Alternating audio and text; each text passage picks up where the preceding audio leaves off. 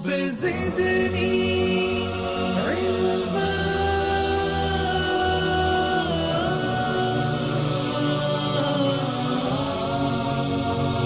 رب زدني علما.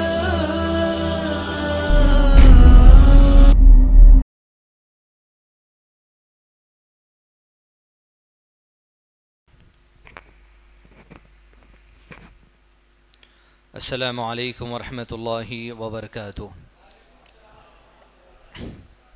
بسم اللہ الرحمن الرحیم. الحمد للہ رب العالمین. الحمد للہ الذی لا الہ الا هو الحی القیوم واتوب الیہ. بسم اللہ الرحمن الرحیم.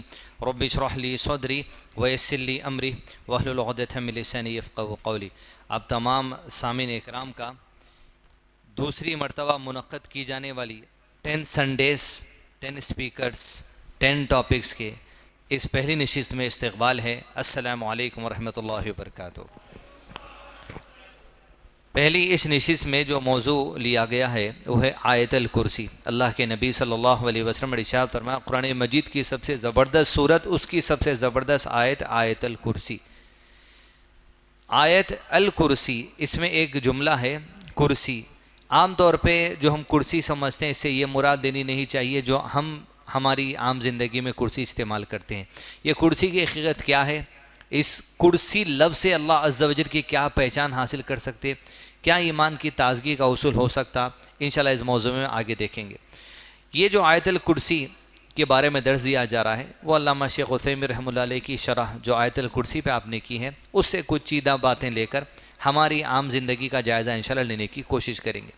نبی صلی اللہ علیہ وسلم نے ارشاد فرمایا آیت الکرسی کی فضیلت کے بارے میں کہ آپ صلی اللہ علیہ وسلم کہتے ہیں کہ جس نے ہر صلاح کے بعد آیت الکرسی کی تلاوت کی، جس نے ہر صلاح کے بعد آیت الکرسی کی تلاوت کی، اب اسے جنت میں جانے سے موت کے سوائے کوئی دوسری چیز نہیں روکتی. موت کے سوائے کوئی دوسری چیز اسے نہیں روکتی. یعنی آدمی اگر آیت الکرسی پڑھ کے مر گیا پورے یقین کے ساتھ، ایمان کے ساتھ، اللہ کی وحدانیت کی گواہی دیتے ہوئے، اب جنت کا راستہ اس کے لیے صرف موت کا انتظار ہے. یہ کہنا مطلب ہے. دوسرے حدیث میں اللہ کے نبی صلی اللہ علیہ وسلم ارشاد فرمایا ہر صلاح کے بعد بندہ جب آیت الکرسی کی تلاوت کرتا ہے تو اگلی صلاح تک وہ اللہ عز و جل کی امان میں رہتا ہے. اب مطلب عام طور پہ انسان یہ نہ لے کہ میں آیت الکرسی پڑھا تو ہی اللہ تعالیٰ کی امان میں ہوں، نئے پڑھا تو اللہ تعالیٰ کی امان میں نہیں ہوں. بالکل آپ اللہ عز و جل کی امان میں ہر دم پڑھے بھی آنا پڑے بھی، لیکن آیت الکرسی پڑھ کے اللہ عز و جل کی امان لینے کا مطلب یہ ہے کہ یہ وہ الفاظ ہیں، یہ وہ طریقہ ہے جس سے اللہ محبت کرتا ہے. تو اللہ عز و جل سے مانگنے کے کئی طریقے، لیکن اس طریقے سے مانگنا چاہیے جس سے اللہ سبحانہ وتعالیٰ خوش ہوتا ہے. اور سب سے بہتر طریقہ جس سے اللہ تعالیٰ سے مانگا جائے اور اللہ کی خوشی حاصل کی جائے وہ اللہ کے نبی صلی اللہ علیہ وسلم کا طریقہ ہے. تو آیت الکرسی کی تلاوت ہر صلاح کے بعد کرنا جو الحمدللہ اہل الحدیث مساجد میں اس بات کی سنت ہے، تو یہ اللہ کے نبی صلی اللہ علیہ وسلم کا وہ بتایا ہوا افضل طریقہ ہے جس سے ہم اللہ عز و جل کی امان ان الفاظ میں مانگتے ہیں جس کو اللہ پسند کرتا ہے. ویسے تو ہم ہاتھ اٹھا کے کچھ بھی دعا کر لیتے، لیکن ان الفاظ میں مانگنا جس سے اللہ خوش ہوتا ہے یہ بڑی اہمیت کی بات ہے اور یہ سنت ہے. اس پہ عمل کرنا ہی ہمارے لیے دنیا آخرت کی فائدے کی بات ہے. آگے بڑھیں. آیت الکرسی کا جو موضوع ہے آپ دیکھیں گے اس آیت کا جو آغاز ہوتا ہے وہ لفظ اللہ سے ہوتا ہے عز و جل. تو گیا اس ساری آیت کا جو مین سبجیکٹ ہے وہ صرف اللہ سبحانہ وتعالی ہے. آیت کا آغاز کیا گیا بسم اللہ الرحمن الرحیم اللہ، کہ اللہ عز و جل اب اپنا تعارف انسانیت کے سامنے پیش کرتے ہیں، بالخصوص کفار کے سامنے جو اللہ کے سوا کسی اور چیز کی عبادت میں یا کسی اور چیز کی محبت میں یا کسی اور چیز کی غلو میں یا کسی اور چیز میں محبت کے نام پہ شرک میں جو آگے بڑھ گئے، چاہے کفار میں سے ہو، مشرکین میں سے ہو، منافقین میں سے ہو یا اپنے آپ کو مسلمان سمجھنے والوں میں سے ہو. اللہ جو اس آیت کو اپنی شان بیان کرنے کے لیے چنا ہے وہی اللہ اس آیت کا آغاز اپنے نام سے کرتا ہے. علامہ شیخ عثیمین رحمہ اللہ نے کہا اللہ یہ جو لفظ ہے اس کی خاصیت بیان کرتے ہوئے شیخ نے کہا طرح طرح کے جہالت کے زمانے انسانیت نے دیکھ لیے، طرح طرح کے حد درجے کی جہالت کا زمانہ چلے گا اور حد درجے کی جہالت کا زمانہ آ بھی سکتا ہوگا. اور حد درجے کے علم کا زمانہ بھی لوگوں نے دیکھا. سلیمان علیہ السلام کا زمانہ جو بڑے علم کا زمانہ تھا, ہواؤں کا رخ موڑ لیتے تھے اللہ عز و جل کے دیے ہوئے علم کے ذریعے. آنے والا بھی ٹیکنالوجی کا زمانہ جو اب بھی ہے آنے والا. کہا شیخ نے اللہ لفظ کی یہ نام کی اتنی بڑی خصوصیت ہے کہ جاہل سے جاہل زمانے گزر گئے لیکن کسی نے اپنی اولاد کا نام اللہ نہیں رکھا آج تک. نہ علمی زمانے میں کسی نے اپنی اولاد کا نام اللہ رکھا, اس لیے کسی کے لیے زیبا ہی نہیں ہوتا, نہ کسی کو اس بات کی توفیق ہوتی. لوگوں نے محمد کا دعویٰ کر لیا صلی اللہ علیہ وسلم, لوگوں نے عیسیٰ ہونے کا دعویٰ کر لیا, لوگوں نے مہدی ہونے کا دعویٰ کر لیا, لیکن کسی نے اللہ ہونے کا دعویٰ نہیں کیا. اللہ, یہ اللہ عز و جل کا ذاتی نام ہے. اللہ عز و جل کے اسماء و صفات آپ سنے ہوں گے 99 نام میں 99 سے زیادہ نام قرآن و حدیث میں علماء کرام میں جمع کیے ہیں. یہ جو نام ہے اللہ سبحانہ وتعالیٰ کے, اللہ سبحانہ وتعالیٰ کا ذاتی نام ہے جس نام سے اللہ سبحانہ وتعالیٰ نے اپنے آپ کی پہچان انسانیت کے سامنے, اپنی مخلوق کے سامنے کی ہے. دیگر جتنے اللہ سبحانہ وتعالیٰ کے نام ہیں وہ اللہ عز و جل کی صفات بھی ہیں, یعنی الرحمن رحم کرنے والا, الرزاق رزق دینے والا, رزق دیتا ہے اللہ کی صفت ہے, الرزاق یہ اللہ عز و جل کا نام ہے. لیکن اللہ جو ہے یہ صرف اللہ کا اسم ہے, اللہ کی صفت نہیں ہے, اس بات کو ذہن میں رکھیں. اللہ چیلنج اللہ عز و جل کا, پہلے اللہ نے اپنا تعارف دے دیا کہ میں تمہارا رب ہوں اللہ. اب یہاں سے دوسری جو آیت کا حصہ شروع ہو جاتا ہے, کیا ہے آیت کا دوسرا حصہ؟ لا الہ. یہاں سے لا جو لفظ آ گیا, یہاں سے چیلنجز کا آغاز شروع ہو جاتا ہے. ہمارے دل میں اگر کسی کی محبت گھسے ہوئی ہے جو اب غلو کی حد کو چلے گئی, کسی کے پاس جادوگروں کے لیے یہ معاملہ ہوگا کہ جادوگروں سے معاملہ ڈیل کرا لیں گے, یہاں پر سب کی چھٹی ہوتی, یہ جگہ ایسی ہے, یہ مسجد ہے ایسی, چھٹی ہونے والی جگہ ہے ان کی. کسی کا دل اگر جادوگروں میں اٹکا ہوا ہے, کسی کا دل اگر یہ اٹکا ہوا ہے, میرے کو لوگوں کی نظر لگ جاتی, اللہ چاہا تو لگتی.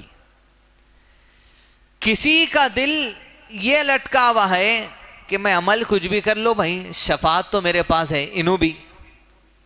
کوئی اگر کسی کا دل انگوٹھی میں اٹکے ہوا ہے, کسی کا دل تعویذ میں اٹکے ہوا ہے, کسی کا دل تاگے میں اٹکے ہوا ہے, کسی کا دل کانچ کی گلاس میں پانی بھر کے لیمبو دکان کے کاؤنٹر پہ رکھ دینے میں اس میں اٹکے ہوا ہے, نظر لگی اگر دکان پہ تو لیمبو اوپر آ جاتا, پانی بھرے تو انسان کی باڈی بھی سمندر میں سے اوپر آ جاتی, لیمبو نہیں آتا.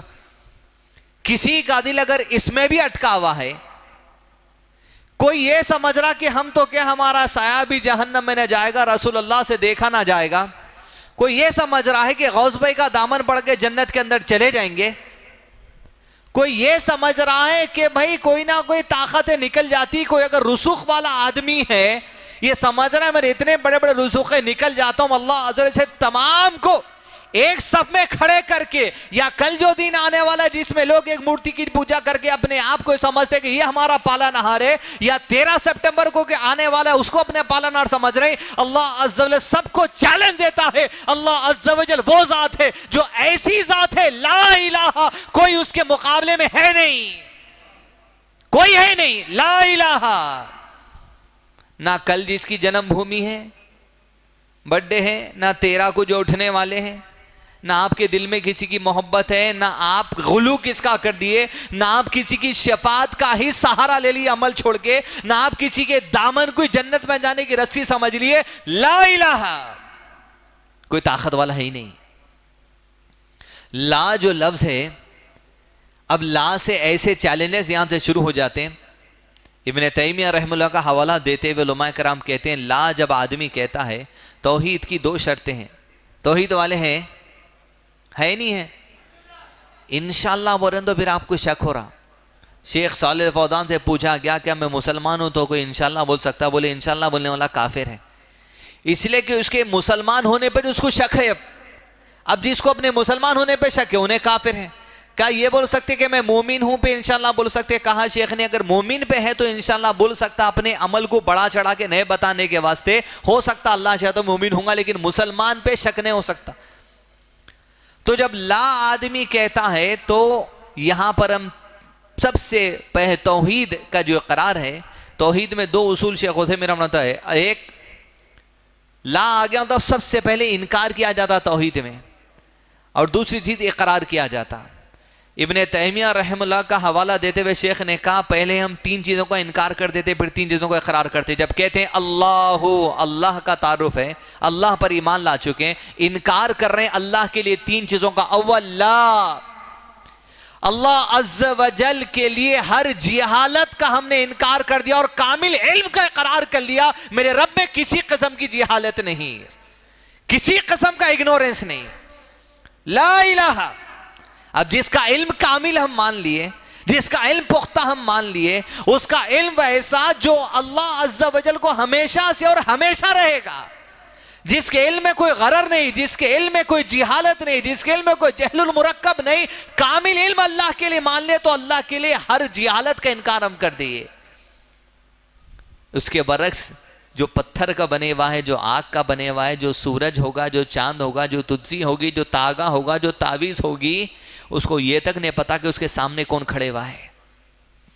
لیکن اللہ کے لیے ہم نے ہر جہالت کا انکار کر دیا اور اقرار کر لیا ہر قسم کے علم کا جو کامل ہے, پرفیکٹ ہے, جس میں ذریعہ قسم کی رکھنا نہیں.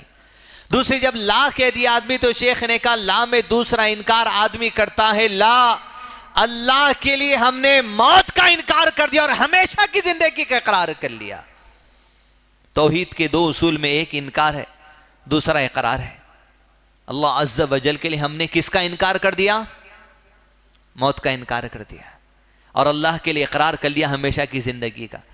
اس کے برعکس سب کو چیلنج خالی لا میں چیلنج ہے. لا میں کوئی اگر دنیا میں کسی کو اگر خدائی صفات والا, طاقت والا, اولاد دینے والا, بچہ دینے والا اگر سمجھتا ہے تو اس میں پہلی صفات یہ ہونے چاہیے ہمیشہ سے زندہ رہنا. ہمیشہ زندہ رہنا. ہمیشہ سے کوئی ہے, ہمیشہ کوئی رہنے والا ہے. جن کو لوگ آج پوچھ رہے ہیں کل برتھ ڈے منا رہے, کیوں؟ ان کا وجود ختم ہو گیا. بلکہ اگر ان کا وجود ہمیشہ رہتا تو کچھ بھی منایا نہیں جاتا تھا. وجود دی گئی ہر چیز کائنات کے اندر, اس کے بعد وجود ختم ہو گیا ہر چیز کا کائنات کے اندر. اگر کوئی آج وجود میں ہے تو اس کا وجود کل بھی ختم ہونے والا ہے. لیکن اگر کسی کا وجود ہمیشہ سے ہے, ہمیشہ رہنے والا ہے تو اللہ عز و جل ہے. انت الاول فلیس قبلک شیء وانت الاخر فلیس بعدک شیء. وہ ہمیشہ سے ہمیشہ رہنے والا ہے. لا, ہم نے اس کے لیے موت کا انکار کر دیا, اقرار کر لیا ہمیشہ کی زندگی کا. پھر تیسرا شیخ نے کہا اللہ کے لیے ہم نے انکار کر دیا. کون سی چیز کا؟ ہر قسم کی کمزوری کا انکار کر دیا اور اقرار کر لیا تمام طاقتوں کا جو واحد صرف اللہ عز و جل کے پاس ہے. لا, کسی کے پاس نہیں وہ طاقت, صرف اللہ عز و جل کے پاس ہے. کمزوری میرے رب کے لیے انکار کر دی ہم نے توحید کے اقرار کے ساتھ, اور ہر قسم کی طاقت کا اقرار کر لیا ہمارے رب کے لیے.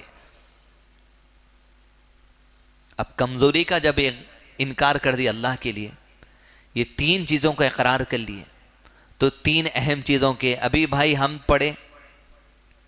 پہلا مصرع کیا تھا؟ ہر شے, ہر ایک شے میں جھلک وہ اپنی ربوبیت کی بتا رہا ہے. اول چیز یہ 3 بنیادی چیزوں کا انقرار اور اقرار کے بعد 3 بنیادی توحید کے جو اصول ہیں, توحید الربوبیت, الالوہیت, الاسماء و صفات.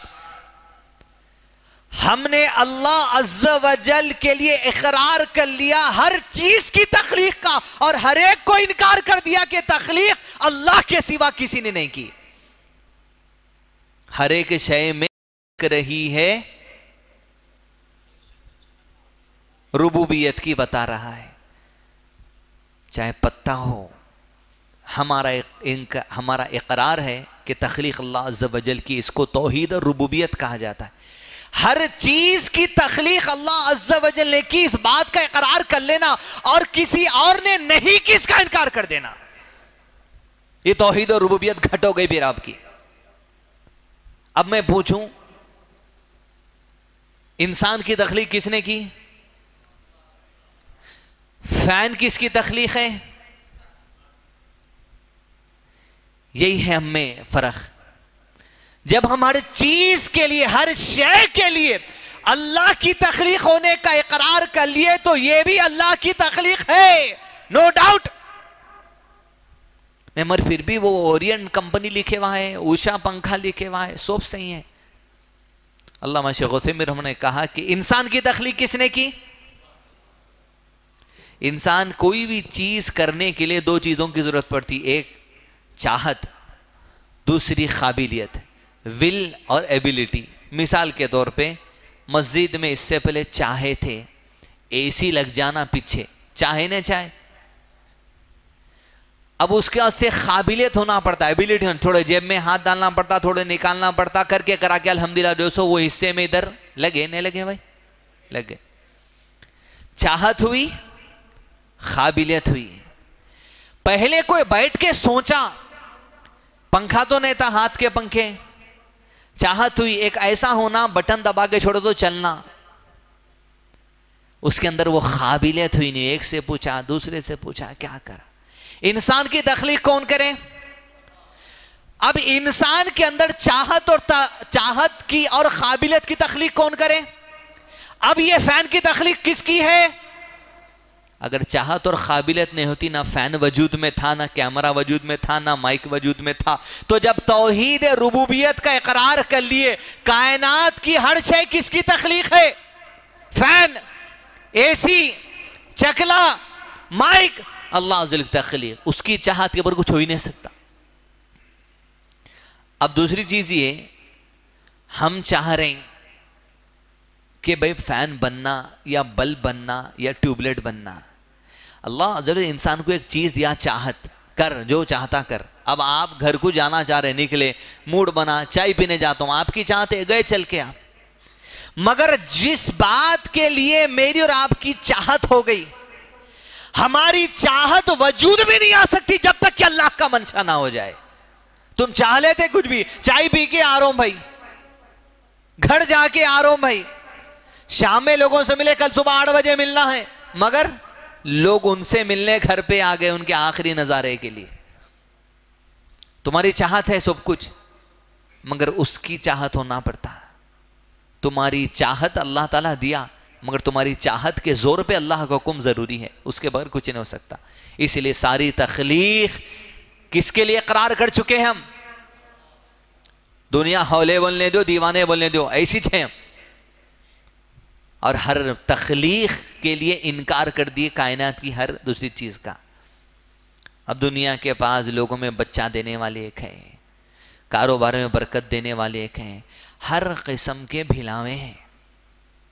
شٹر بند کرتے خود ایک لکھنے کا، وہ بھلاوے کو جلا کے اس کا بھنڈارہ اتارنے کا.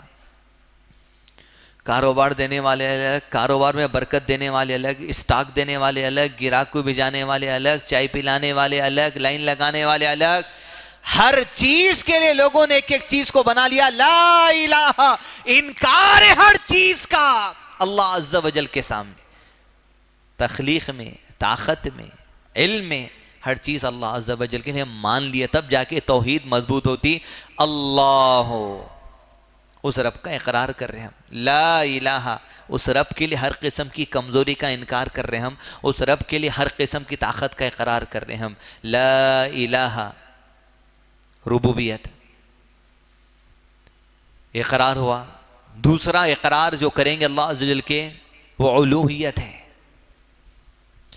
اب کل ایک جنوں کی ہو جانے والی پوجا، انہوں ایک الگ کام کے ہیں. 13 کو ایک جنوں کی پوجا ہو رہی، انہوں الگ کام کے ہیں. وہ جادوگر کی ایک پوجا ہوتی، پیسے دے کے، لفافے دے کے، انہیں الگ کام کا ہے. اس سے بڑے ہائی لیول کا ہے، شکل پہ سمجھا سکتے ہیں انہیں کیا کام کرتا. اس سے بڑے ہائی لیول کا انہیں کام کرتا.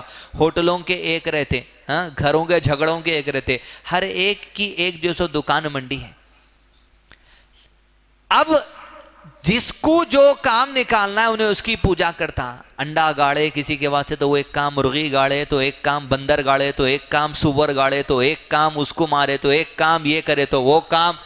ہر کوئی اپنی اپنی دکان چلاتے رہ رہا ہے. تو اب جو جو کام نکالنا چاہتا اس کی ویسی پوجا کرتے جاتا. ہم نے انکار کر دیا ہر ایک کی عبادت کا اور اقرار کر لیا اللہ وحدہ لا شریک کے لیے ہر قسم کی عبادت، روزہ، نماز، اذکار، ذکر و اذکار، ہر چیز اللہ تیرے لیے مان لیے بس. لا الہ، لا مطلب عبادت کا انکار ہر ایک کے لیے، لا مطلب عبادت کا اقرار صرف اللہ کے لیے. اس لیے توحید کے 2 اصول میں پہلے انکاری ہے، ہٹ، صرف اقرار ہے خالص اس رب کے لیے. عبادت تیری، تخلیق تیری، عبادت تیری. الاسماء و صفات، تیسرا اقرار، اللہ جو تیری صفات ہے جو تو نے بیان کی قرآن میں اور اللہ کے نبی صلی اللہ علیہ وسلم کے ذریعے، تیرے جو نام ہے جو تو نے بیان کیے اور اللہ کے نبی صلی اللہ علیہ وسلم کے ذریعے، وہ نام و صفات صرف تیرے ہیں، تیرے سوا کسی اور کے نہیں، ہم نے انکار کر دیا اور وہ صفات صرف تیرے لیے اقرار کر لیا۔ یہ لام میں پورے معنی آ گئے۔ اللہ وہ اللہ ہے، لا الہ جس کے آگے ہم نے انکار کر دیا دوسروں کے لیے تخلیق کا، دوسروں کی عبادت کا، اس کی صفات دوسروں میں ہونے کی، اقرار کر لیا صرف وہی تخلیق کرنے والا ہے، اقرار کر لیا صرف وہی عبادت کے لائق ہے، اقرار کر لیا کہ ساری اس کی صفات صرف اسی کے لیے۔ کیوں؟ اب اللہ عز و جل اور مزید چیلنجز کے پتے کھولتے، لا الہ جب اللہ تعالیٰ بولے کیوں پھر؟ اس کے بعد اللہ عز و جل جب کہا تو وجہ کیا ہے؟ لا نہیں ہونے کی کوئی اس کے سامنے اللہ عز و جل کے، لا الہ الا هو الحی القیوم، اس لیے کہ جس رب نے اپنے نام کے ساتھ اس آیت کا آغاز کیا ہے اللہ، وہ کہتا ہے الحی القیوم، اس کی پہلی صفات ہے دنیا جس کے سامنے کوئی چیلنج کو تسلیم کرنے والا زمین پر وجود پا نہیں سکتا، الحی القیوم ہے۔ اس لیے اللہ کہتا ہے کوئی معبود نہیں میرے سوا، اس لیے کہ الحی اس ذات کو کہا جاتا ہے جو ہمیشہ سے زندہ ہے اور ہمیشہ زندہ رہنے والا ہے۔ باقی جتنے معبودان باطل ہے وہ کبھی زندہ نہیں تھے، انہیں زندگی دی گئی، وہ مر گئے، پھر کبھی نہیں اٹھائے جائیں گے الا یہ کہ قیامت کے دن۔ اس لیے اللہ چیلنج دیتا ہے الحی اگر کوئی ہے وہی خدا ہے، جو الحی نہیں وہ خدا نہیں۔ لا الہ الا هو الحی، الحی یعنی وہ ذات جو ہمیشہ سے زندہ ہے۔ کب سے بھائی؟ وہ نہیں جانا کیلکولیشن میں، جو ہمیشہ زندہ رہے گا کب تک بھائی؟ وہ کیلکولیشن میں نہیں جانا۔ الحی یعنی وہ ذات جس کے وجود کے آغاز کے بارے میں تم سوچ بھی نہیں سکتے، وہ الحی ہے۔ اور اللہ عز و جل تمام معبودان باطل یا وہ لوگ جو شفاعت کا سہارا، دامنوں کا سہارا، جنت میں داخل ہو جانے کا سہارا جو باطل عقائد لوگ بنا لیے، سب کے لیے چیلنج ہے، اگر تمہارے دل میں اللہ کی محبت ہے تو الحی پر سارا بھروسہ کر لو۔ وہی ہے تو ہے اللہ، لا الہ کوئی نہیں ہے بیچ میں، یاد رکھو، اللہ مگر وہی اللہ ہے۔ کیوں ہے؟ کیونکہ وہ الحی ہے، القیوم ہے۔ القیوم یعنی وہ ذات جو خود سے قائم ہے۔ اللہ عز و جل کسی سہارے سے قائم نہیں ہے، جو خود سے قائم ہے اور جس نے کائنات کو خود سے قائم کیا اور کائنات کو خود سے پال رہا ہے، کائنات کے سارے وجود کو چلا رہا ہے، کائنات کو تہس نہس کرے گا، آخرت کو وجود دے گا، ہمیشہ چلائے گا، سارے نظاموں کو چلانے والا تنہا جو ہوتا ہے بغیر کسی سہارے کے، اس ذات کو القیوم کہا جاتا ہے جو خود سے قائم ہے اور قائم کیا ہوا ہے۔ القیوم کو سمجھنے کے لیے ابن عباس اور رضی اللہ عنہ کی حدیث میں ابن عباس رضی اللہ عنہ نے الصمد کی مثال دی، کہا قل هو اللہ احد اللہ الصمد۔ الصمد اس ذات کو کہا جاتا ہے، القیوم سمجھنے میں آسانی ہوگی، الصمد اس ذات کو کہا جاتا ہے جس کی ساری مخلوق محتاج ہے مگر وہ کسی کا محتاج نہیں۔ سورہ فاتحہ پڑھیں، کیا ہے پہلی آیت؟ الحمدللہ رب العالمین۔ ایک طرف رب ہے اللہ، الحمدللہ رب، اللہ کے لیے تعریف ہے جو رب ہے، کس کا؟ عالمین کا۔ اب یہاں پر ایک ہی آیت کافی ہے ساری کائنات کو سمجھنے کے لیے، رب اللہ اور اللہ اپنے مقابلے میں صرف عالمین کو سامنے رکھا، مطلب یہ کہ اللہ کی ذات کو چھوڑ کر جو کچھ ہے عالمین کا حصہ ہے، جو کچھ عالمین کا حصہ ہے، اور اللہ نے کہہ دیا میں رب العالمین ہوں، ساری مخلوق کا رب میں ہوں، مجھے کسی کی ضرورت نہیں۔ القیوم۔ اب جتنے پتلے بن رہے ہیں، اب بھی آئے تو پرانے پل سے پتلے جانا شروع ہو گئے، کسی سہارے کے بغیر کچھ نہیں چلتا، کسی سہارے کے بغیر کچھ نہیں۔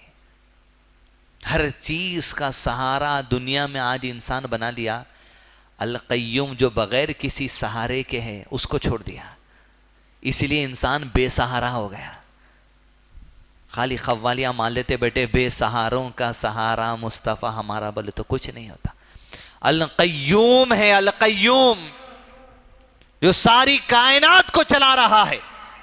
اللہ لا الہ الا هو الحی القیوم. دوسرا چیلنج. تیسرا چیلنج، لا تأخذه سنة ولا نوم. شیخ نے کہا انسان دو قسم سے سوتا. ایک ٹائم، اب درس ہوتا، چائے پانا کھانا ہو، اس کے بعد آدمی سوچ لیتا بھائی 11 سوا 11 کو سو جاؤں گا. ایک یہ ایک پلانڈ سوتا آدمی. دوسرا جو آدمی کا سونا ہے اس کے اوپر اونگ غالب آ جاتی، برداشت ختم ہو جاتی اس کی. لا تأخذه سنة ولا نوم. اب اس میں معنی شیخ نے یہ کہے یہ ہے، اب اللہ عز و جل کی ذات نہ خود سے سونے کو پسند کرتی ہے، نہ نیند اللہ کی ذات پر غالب آ سکتی ہے. اس کو کہتے ہیں الحی القیوم لا تأخذه سنة ولا نوم.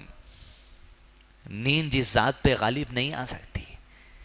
اپن کتنے کمزور اندازہ لگے، میں بیان ایسی دیتے بیٹھا تو آدھے پون 1 1.5 سوا گھنٹے میں صبح جھوکے میں آتے.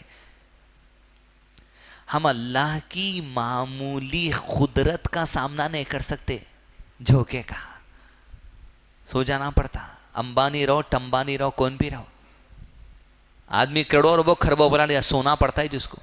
1 دن نہیں سوکتا، 2 دن نہیں سوکتا، 3 دن نہیں سوکتا، الٹیاں شروع ہو تو خود سو جاتا. اللہ عز و جل کی ذات کے سامنے کس کو کھڑا کر رہے ہیں؟ انسانوں کو، جادوگروں کو، جنات کو، کس کو؟ جس میں کوئی طاقت نہیں ہے.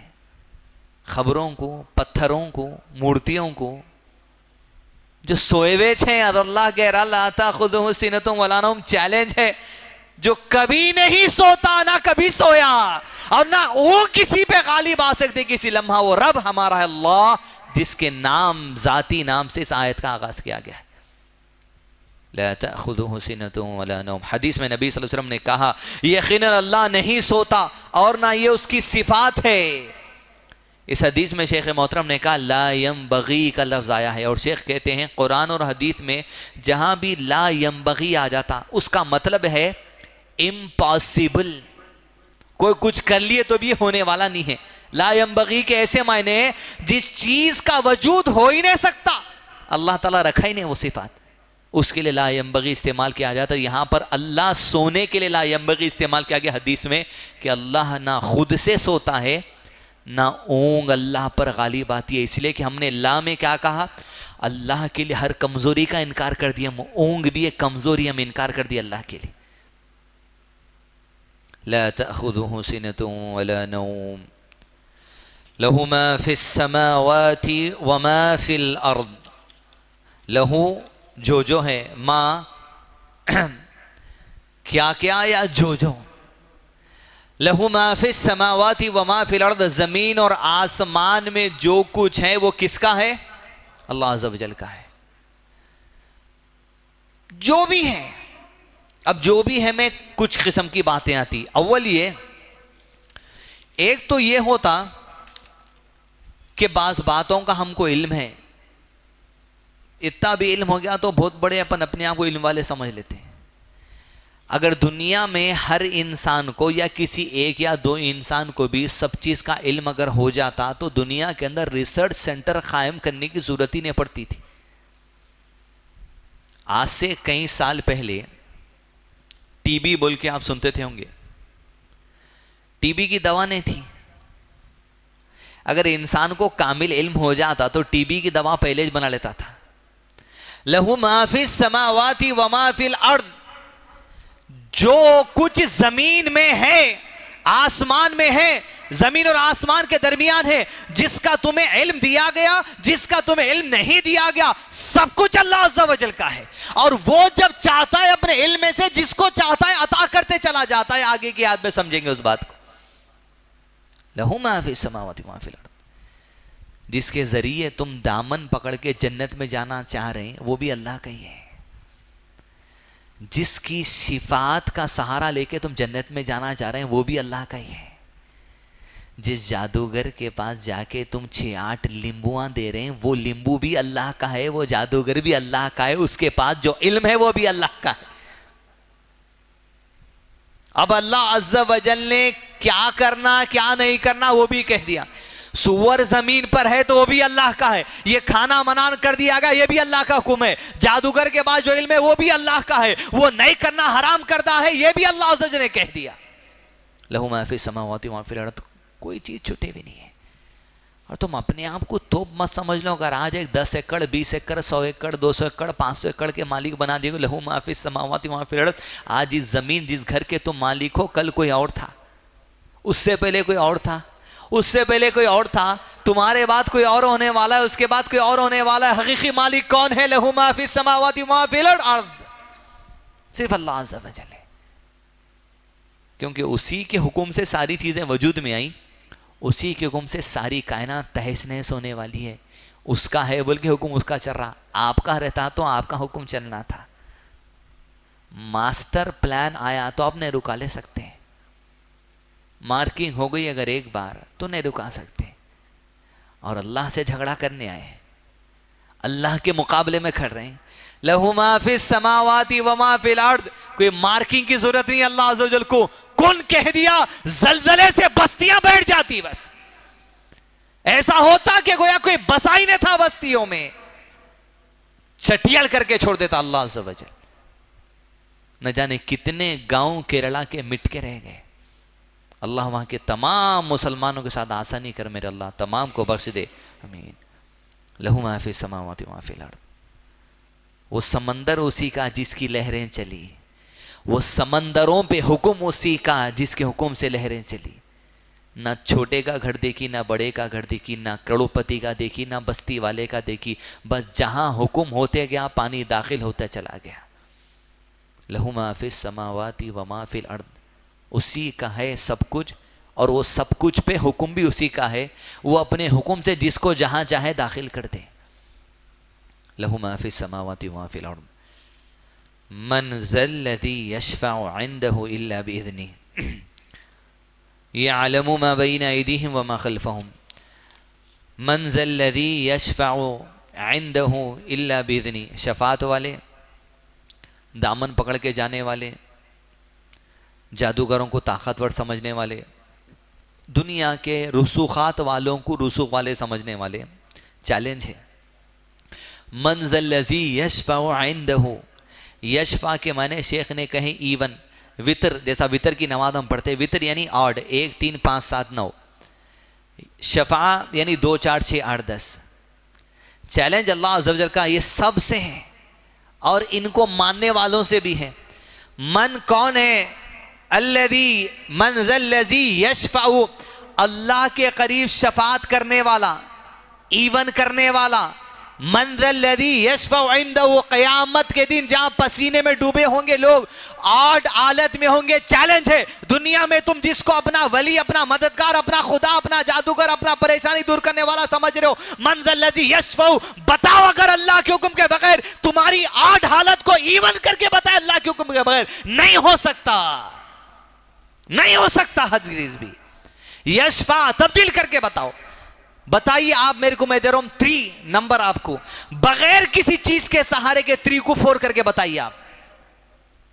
بغیر 1 کے استعمال کے 3 4 نہیں ہو سکتا. 5 دیا اگر ہمیں یہاں تو بغیر 1 کے استعمال کے 6 نہیں ہو سکتا. تم ایک نمبر کو تبدیل نہیں کر سکتے. لہو ما فی السماوات و ما فی الارض, زمین پر جو میتھمیٹکس کا وجود ہے یہ بھی اللہ عز و جل کا ہے. تم اس کے نمبر کو 8 کو ایون نہیں کر سکتے, اور قیامت کی حالت کو تم جو سے ایون کرنے کی دھن میں ہے. دامن لے کے, شفاعت کا نام لے کے, بے شک ہے شفاعت, انکار نہیں ہے کسی چیز کا, مگر اللہ نے کیا کہا, من ذا الذی یشفع عنده الا باذنہ, میرے قریب کون ہے جو برے حالات سے لوگوں کو تبدیل کر کے اچھے حالات میں لا دے, الا باذنی, مگر میرے حکم کے بغیر ہو ہی نہیں سکتا. کیوں؟ اس سے پہلے کی آیت میں اللہ نے کیا کہا, لہو ما فی السماوات و ما فی الارض, جس کے پیچھے تم سہارا لگا کے بیٹھے وہ بھی میرا ہے, وہ جو کچھ کر سکتا ہے میری مرضی سے کر سکتا ہے، میرے حکم سے کر سکتا ہے. من ذا الذی یشفع عنده الا باذنہ یعلم ما بین ایدیہم وما خلفہم. اس لیے کہ اللہ عز و جل اگلا چیلنج دیتے ہیں، جس کو تم کچھ سمجھ رہے ہیں، تم اگر اپنے آپ کچھ بہت کچھ سمجھ لیے، یعلم ما بین ایدیہم وما خلفہم، ہمارے علم میں ہے، مجھے پتا ہے جو تمہارے آگے ہے اور جو تمہارے پیچھے ہے. تم خود اپنے آپ کو بڑا سمجھ لے رہے ہیں، دولت آ گئی، پیسہ، مارے کی ہاتھ پیسے، مارے کی ہاتھ پیسے، مارے کی ہاتھ پیسے. یعلمون ما بین ایدیہم وما خلفہم. اب تمہاری اکڑ، تمہاری سوچ کچھ تبدیل ہو رہی ہے، ایسا دیکھ رہا تمہارے پیچھے خلفہم کیا ہے وہ ہم کو پتا ہے. یعلمون ما بین ایدیہم وما خلفہم، تمہارے آگے لمحے میں کیا آنے والا ہے ہم کو پتا ہے.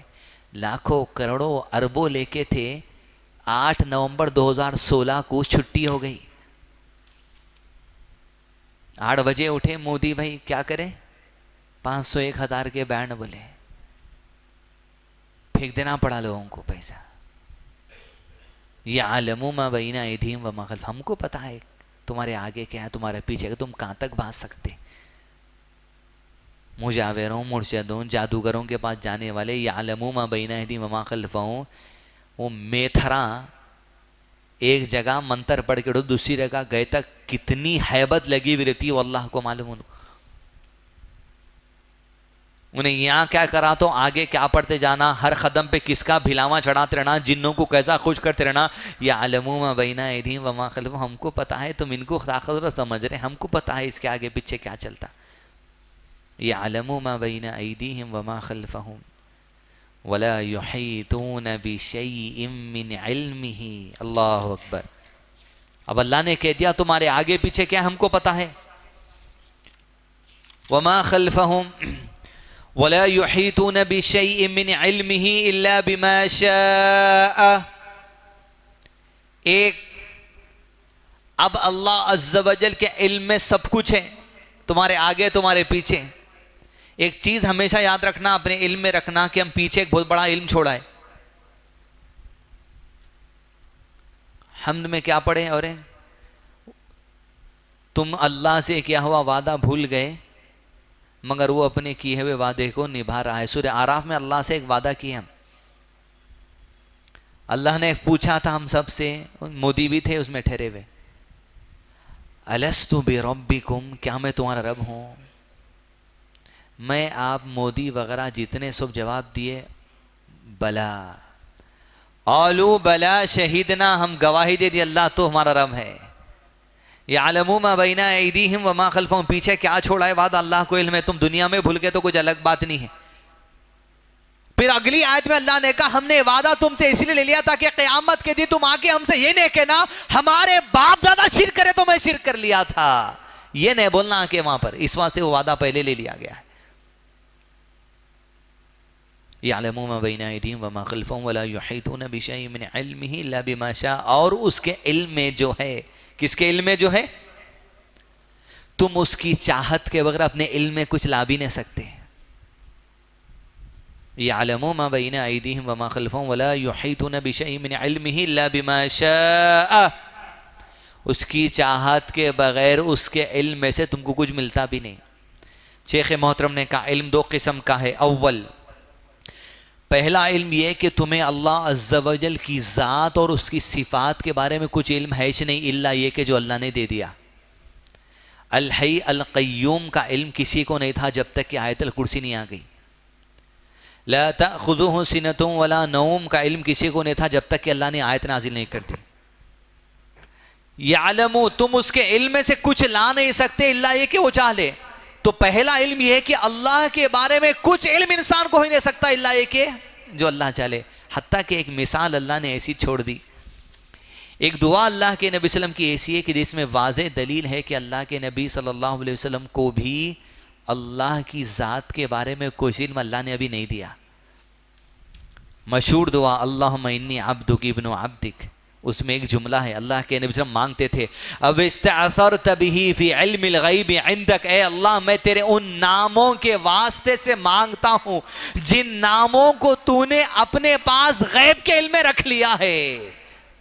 وہ ناموں کا علم اللہ کے نبی کو دنیا میں نہیں دیا گیا صلی اللہ علیہ وسلم. وَلَا يُحِيطُونَ بِشَيْءٍ مِّنْ عِلْمِهِ إِلَّا بِمَا شَاءَ. وہ لوگ جو اللہ کے نبی صلی اللہ علیہ وسلم کو علم غیب رکھنے کا عقیدہ رکھتے ہیں کہ اللہ کے نبی صلی اللہ علیہ وسلم کے علم غیب ہوتا تو اللہ کے وہ صفاتی نام نئے بیان کر دیتے تھے. کیا کہا؟ غیبی عندک، آپ کے قریب جو غیب میں آپ کے نام ہے نا ان کے وسیلے سے مانگ رہا ہوں. اتنا علم دی اللہ تعالیٰ، کچھ ہے غیب میں وہ کیا ہے نہیں معلوم، وہ کب دیا جائیں گا؟ شفاعت کبریٰ کے موقع پر. ساری انسانیت کے لیے اللہ کے نبی صلی اللہ علیہ وسلم شفاعت کریں گے، حساب و کتاب کے لیے سجدے میں جائیں گے. وہ سجدے میں اللہ تعالیٰ اپنے وہ صفات اللہ کے نبی صلی اللہ علیہ وسلم کو سکھائیں گے جو دنیا میں نہیں سکھائے. ان کے وسیلے سے اللہ کے نبی صلی اللہ علیہ وسلم مانگیں گے تیری صفات یہ ہے، قبول کر لے میری دعا. کہا جائے گا مانگو کیا مانگنا ہے؟ کہا اللہ انسانیت کا حساب شروع کر دے، تب حساب شروع ہونے والا ہے. وَلَا يُحِيطُونَ بِشَيْءٍ مِّنْ عِلْمِهِ إِلَّا بِمَا شَاءَ. دوسرا، ایک تو اللہ عز و جل کی ذات کا علم ہم کو نہیں ہو سکتا، اس کی صفات کا علم ہے کہ جو وہ ہم کو دے دے. دوسرے قسم کا علم شیخ نے کہا یہ ہمیں یہ علم نہیں کہ اللہ کے علم میں کیا ہے. ہمیں یہ علم نہیں ہو سکتا کبھی بھی کہ اللہ کے علم میں کیا ہے. یعنی آپ کی شادی ہوئی تو آپ کو کتنی اولاد ہے آپ کو علم نہیں ہے. یہ اللہ کے علم میں جو باتیں وہ آپ کے علم میں نہیں آ سکتی. کہیں بھی چکر مارو، کہیں بھی ڈچے مارو، کتنے خوفلا من لو، بھیلا میں من لو، کہیں نہیں مل سکتا. اللہ کے علم میں جو بات ہے وہ اللہ کے علم میں وَلَا يُحِيطُونَ. تم لا ہی نہیں سکتے اس بات کو اپنے علم میں جب تک کہ ڈاکٹر نے بول دیتا آپ کو کہ آپ کو لڑکا پیدا ہوا. جس دن انہیں علم دیں گا، جس لمحہ وہ علم دے گا اللہ عز و جل، تبھی آپ کو معلوم ہو سکتا، اس سے پہلے کچھ نہیں. اس کے علم میں کیا ہے آپ کو کچھ علم نہیں. دنیا کے پاس اگر علم ہے، اگر دنیا کے دعوے دار ہیں، غیب کا علم کے دعوے دار، ٹیکنالوجی کے علم کے دعوے دار، چیلنج ہے ان سے کہ ایڈز کی دوا آج بتا کے بتاؤ اگر تمہارے پاس علم ہے تو. نہیں ہے. کینسر کی کامل دوا بنا کے بتاؤ اگر تمہارے پاس علم ہے تو. آج سے کئی سال پہلے لوگ ٹی بی کی دوا نہیں بنا سکتے تھے، ٹیوبر کلاسز کی.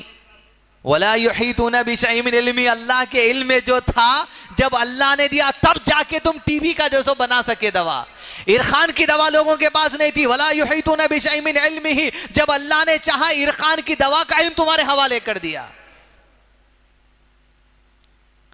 اب اللہ نے یہ علم دیا، کینسر اگر انیشل اسٹیج میں ڈیٹیکٹ ہو گیا تو اس کے لیے مرحلے نکل گئے. تھوڑے سال پہلے یہ بھی نہ تھا.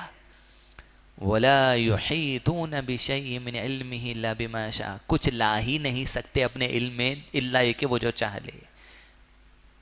وہ جب چاہتا، جس کو چاہتا، جیسے چاہتا اپنا علم عطا کر دیتا.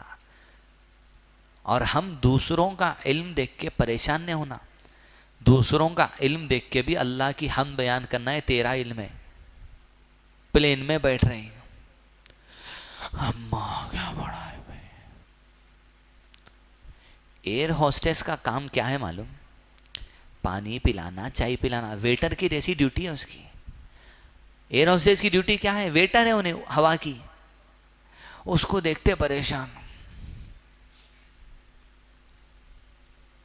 پھر پائلٹ کو دیکھے تو کتنا پریشان، پلین اڑا رہا بھائی. اس کو دے دیا بھائی اللہ تعالیٰ علم. اللہ کی ہم بیان کرو بس. اللہ تعالیٰ چاہا اس کو دے دیا. اللہ جس کو چاہتا تھا کر دیتا. وَلَا يُحِيطُونَ بِشَيْءٍ مِّنْ عِلْمِهِ. تم لا نہیں سکتے اس کے علم سے بات. اللہ وہ پائلٹ کو دے دیا. پلین بنانے والے آپ پریشان کیوں ہو رہے ہیں؟ ہیبت. ہم غریب، ہمارے پاس علم نہیں، ہم پلین نہیں بنا سکے. تو اللہ جس سے بنانا تھا بنا دیا. اللہ کے نبی صلی اللہ علیہ وسلم کے زمانے میں جس علم پہ اہم توجہ دی گئی وہ یہ تھا، دین کا علم. باقی دوسرے علم سے اللہ کے نبی صلی اللہ علیہ وسلم روکے نہیں، لیکن نبوت کا جو کام تھا وہ نبوت کا کام اللہ کے نبی صلی اللہ علیہ وسلم انجام کر کے گئے. باقی سارا علم اللہ عز و جل کا جس کو چاہتا عطا کرتے رہتا. جب مدینہ ہجرت کرنے کے لیے اللہ کے نبی صلی اللہ علیہ وسلم گئے، ایک آدمی کو لیے تھے جو کافر تھا. راستے بتانے کا ماہر تھا، علم تھا اس کے پاس، پوری میپنگ رہتی تھی کون سے راستوں سے جانا. اس کو اللہ کے نبی صلی اللہ علیہ وسلم ہائر کیے. اللہ کے نبی صلی اللہ علیہ وسلم کے سامنے کچھ اوقات ہے اس کی، مگر اس کے پاس اس بات کا علم ہے. اللہ کے نبی صلی اللہ علیہ وسلم اسے لے کر چلا رہا، ایسے راستوں سے لے کر چلا، دشمن کی نظر نہ پڑے ہم پر. تو علم جس کو چاہتا اللہ تعالیٰ دیتے تھا. وَلَا يُحِيطُونَ بِشَيْءٍ مِّنْ عِلْمِهِ إِلَّا بِمَا شَاءَ وَسِعَ كُرْسِيُّهُ السَّمَاوَاتِ وَالْأَرْضِ. آیت الکرسی کا اہم جملہ ہے. الکرسی کو سمجھ لیے تو رب کی پہچان کا اندازہ لگا سکتے ہیں. واللہ اکبر، کون ہے ہمارا رب؟ وَسِعَ كُرْسِيُّهُ السَّمَاوَاتِ وَالْأَرْضِ. اس کی کرسی کی وسعت نے زمین اور آسمان کو گھیر لیا ہے. الکرسی اللہ عز و جل کے لیے جو بھی صفات کا تذکرہ قرآن اور حدیث میں آتا ہے، بنیادی اصول جان لیجئے، اس کو کسی دنیا کی شے سے اللہ کے لیے جن باتوں کا استعمال ہوا اس کو مقابلہ نہیں دے سکتے.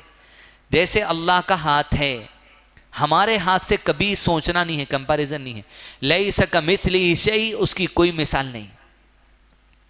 وسع کرسی، اس کی کرسی، ہماری کرسی کوئی مثال نہیں ہے. اب اللہ عز و جل کہتے ہیں وسع کرسیہ السماوات والارض. شیخ عثیمین رحمہ اللہ نے ابن عباس کی حدیث کا حوالہ دیتے ہوئے یہ کہا الکرسی سے مراد موضع القدمین ہے. کیا ہے الکرسی سے مراد؟ موضع پیر رکھنے کی جگہ. اللہ اکبر، اندازہ لگائیے بات. آیت الکرسی میں صرف کرسی سے اللہ کی پہچان کری. موضع القدمین کے بارے میں حدیث نے ابن عباس اور رضی اللہ عنہ کے حوالے سے اور دیگر صحابہ کے حوالے سے شیخ عثیمین نے پیش کرتے ہوئے کہا الکرسی کی وسعت کا اندازہ یہ لگاؤ کہ ساتوں آسمان کتنے؟ ساتوں زمینیں کتنے؟ اب آسمانوں میں جوپیٹر بھی آ گیا، سن بھی آ گیا، مارس بھی آ گیا، پلوٹو بھی آ گیا، جتنے ہیں سیارے سب آ گئے. جو سیاروں تک پہنچنے وہ بھی آ گئے. ایسٹیرائڈز بولتے ہیں، یعنی اتنے بڑے بڑے جو پلانٹس ہوتے وہ آ کے ٹکراتے. آپ وہ ٹکرانے سے زمین کے جیسے پلانٹوں کا وجود ہوتا. اللہ اکبر، وہ سب آ گئے. خالی الکرسی پہ غور کرو آپ. کرسی یعنی موضع القدمین، قدم رکھنے کی جگہ. وسع کرسیہ السماوات والارض، ساتوں آسمان، ساتوں زمین. سوچو بڑا ریگستان ہے، اس ریگستان میں ایک انگوٹھی پھینک دیے. کیا پھینک دیے؟ کیا اوقات ہے انگوٹھی کی بتائیے آپ؟ بڑا ریگستان، اس میں انگوٹھی پھینک دیے. کیا اوقات ہے انگوٹھی کی؟ کچھ نہیں. وسع کرسیہ السماوات والارض، کرسی یعنی موضع القدمین. شیخ نے کہا ساتوں زمین ساتوں آسمان کی اوقات الکرسی کے سامنے ایسی ہے کہ ساتوں زمین اور ساتوں آسمان انگوٹھی بنا کر کرسی کے سامنے ریگستان میں پھینک دیے گئے. اللہ اکبر. انگوٹھی کی اوقات ہے ساتوں زمین ساتوں آسمان کی. کس کے سامنے؟ کرسی کے سامنے. اور کرسی وہ بڑے ریگستان کے مانند ہے. اب کیا بچا بلیا؟ اس کائنات کو چلانے والا کون ہے جس آیت الکرسی کا آغاز کس نام سے ہوا؟ اللہ. اس لیے چیلنجز ہے، تم آ ہی نہیں سکتے لیول کو کوئی بھی.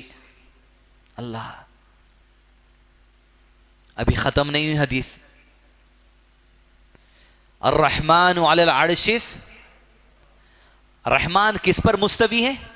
عرش. اب تصور کر کے دیکھیے آپ، موضع القدمین کے سامنے ساتوں زمین ساتوں آسمان کی اوقات بڑے ریگستان میں انگوٹھی کے مانند ہے. تو حدیث کے آخری جملے میں کہا العرش، جس پر اللہ عز و جل مستوی ہے، اس عرش کے سامنے کرسی کی اوقات ایسے ہے جیسے بڑے ریگستان میں انگوٹھی بنا کر کرسی ڈال دی گئی. اللہ. وسع کرسیہ السماوات والارض. عرش کیا چیز ہے، کرسی کیا چیز ہے، زمین اور آسمان ساتھ ساتھ کیا چیز ہے. ایک انگوٹھی کے مانند ان کی اوقات ہے. سبحان اللہ العظیم. وہ اللہ چلاتا ہے. آیت الکرسی کا آغاز کس نام سے ہوا؟ اللہ. اور وہ کہتا ہے اس کی کرسی، اس کا عرش. تم کتے، تمہارے لوگاں کتے، جادوگراں کتے، یہ مورتیاں پتھر، کس کی کیا اوقات؟ لا الہ الا هو الحی القیوم لا تأخذه سنة ولا نوم. اور آخری آیت کیا ہے؟ ولا یؤودہ حفظہما. اللہ اکبر. ساتوں زمین، ساتوں آسمان، موجود القدمین کے سامنے انگوٹھی. موجود القدمین عرش کے سامنے انگوٹھی کی جیسی مثال. ولا یؤودہ حفظہما. اللہ کی شان یہ ہے، یہ سارے چیزوں کی حفاظت کرنے سے اللہ ذرا بھی نہیں تھکتا، تھکاوٹ نہیں ہے اس کو. اللہ اکبر. جادوگر بھی، میتھر بھی ٹائم ٹیبل سے آتا اٹھتا جاتا، جبکہ کسی کی ہوٹل چلا رہا بول کے عقیدہ ہے انہیں، کسی کی دکان چلا رہا بول کے عقیدہ ہے، مر سو جاتا. شیطان بھی سو جاتے.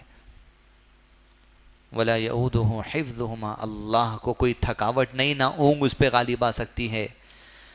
وَهُوَ الْعَلِيُّ الْعَظِيمُ. بلندی دو اعتبار سے، العلی بلندی دو اعتبار سے. ایک، اللہ عز و جل ذات کے اعتبار سے بلند ہے. کوئی سوال اگر آئے ذہن میں، کوئی بولے آسمان کے اوپر کیا ہے؟ آسمان. اس کے اوپر کیا ہے؟ اللہ کا عرش. اس کے اوپر کیا ہے؟ اللہ ہے عرش پر. اللہ کے اوپر کیا ہے؟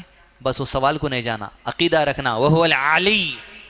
ذات کے اعتبار سے بلند لا مطلب یہ کہ اللہ کے نیچے ساری مخلوق ہے، بس یہ عقیدہ رکھنا. اہل سنہ والجماعت کا عقیدہ. عظیم. عظیم الذات کو کہا جاتا ہے جو کامل ہوتی ہے، پرفیکٹ ہوتی ہے. جیسا علم پرفیکٹ، اس کو العظیم کہا جاتا. جس کی صفات پرفیکٹ، اس کو عظیم کہا جاتا. جو ذات میں کامل، اسے عظیم کہا جاتا. کوئی کمزوری جس میں نہیں، اسے عظیم کہا جاتا ہے. اور وہ کون ہے؟ آیت الکرسی سے کس لفظ، کس نام سے آغاز ہوا؟ اللہ. ربنا افرغ علينا صبرا وتوفنا مسلمين وصلى الله على نبينا محمد وعلى آله وصحبه وسلم تسليما كثيرا.